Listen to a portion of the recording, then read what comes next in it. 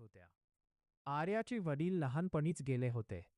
त्यामुळे सविता एकटीच घर आणि मुलीची जबाबदारी सांभाळत होती. सविता दिवसभर लोकांच्या घरी काम करायची. कधी भांडी घासायची, कधी शेतीत मजुरी करायची. स्वतः कितीही थकली तरी मुलीला कधी उपाशी झोपू दिला नाही. आर्या खूप हुशार होती. आईची मेहनत पाहून ती मन लावून अभ्यास करायचा. आई नेहमी म्हणायची, माझ्याकडे पैसे कमी आहेत, पण तुझी स्वप्न मोठी असली पाहिजेत. एक दिवशी शाळेत फी भरण्याची शेवटची तारीख आली.